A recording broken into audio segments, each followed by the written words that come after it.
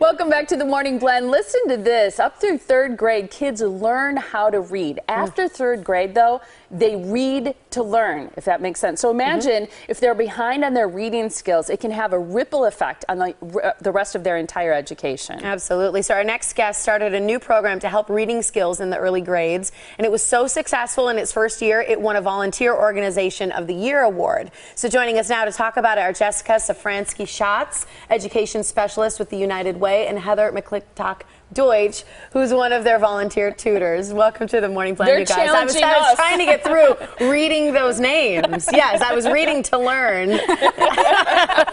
But this is a really important program for people, and all of your volunteers are volunteers. They are. Yep, we rely completely on volunteers. The time commitment is just 1 hour per week, so we find it works really well for people to get engaged in the community and make a big difference, but still continue to work their regular jobs and take care of their regular responsibilities. And speaking of that, you have a regular job, yet you make time to volunteer each week as a tutor.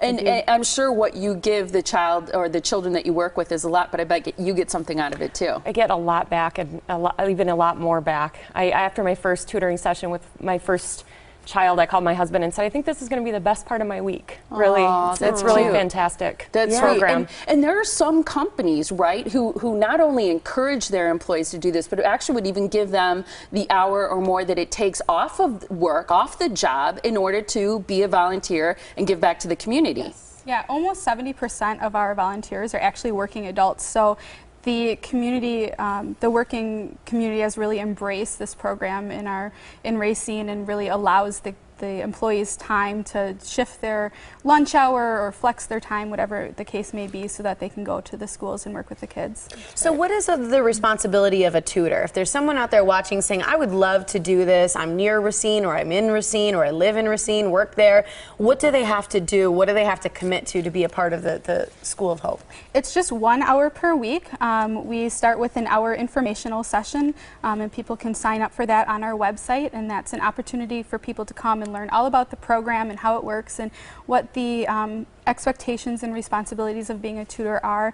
And then from there, they consent to a background check so that we know we have safe people going into our schools. And then we have 2 pretty basic but intense training sessions that we offer for the tutors, so you don't have to have any experience as a tutor. You can come to us just with that willingness to learn and the ability to donate a little bit of time, and then we start tutoring. And we talked about the fact that the tutoring happens in the school. That's a great picture. And we mentioned that split between, kindergarten and third grade, and then after third grade, they're reading to learn. Whereas, the difference is, are you learning to read, or are you reading to learn?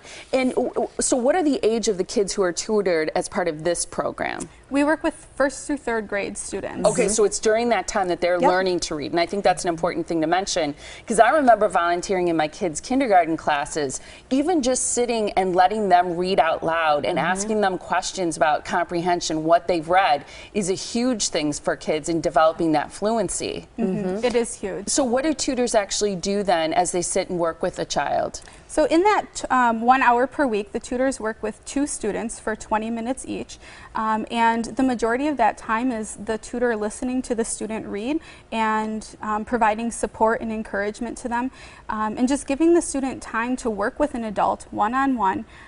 Even somebody who doesn't have to be there, but somebody that wants to be there and wants to see them succeed and help them realize their potential. And the tutor just providing that little bit of extra support so that the student gets some time to practice reading.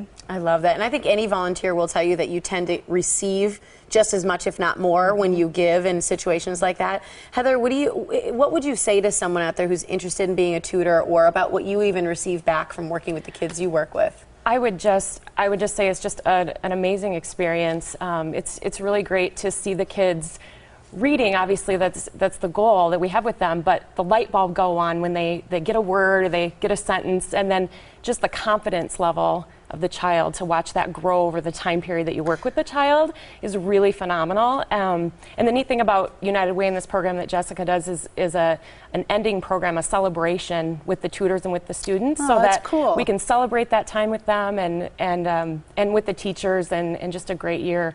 So I just encourage people, it really is a small time commitment for just a wonderful way for yourself to be involved, but also to get involved in the community as a whole. I'm so glad you mentioned the confidence thing, because we're on an education theme this morning, and I think confidence is huge as it relates to math and science and reading as well. So thanks both of you for being here, because I know you need at least 300 tutors for the fall 2013 semester. So look into it now. The first step to becoming a tutor is to attend a 1-hour informational session at United Way of Racine County. You can find out more dates and times and registration information by going to the website that you see there or calling 262-898-2251.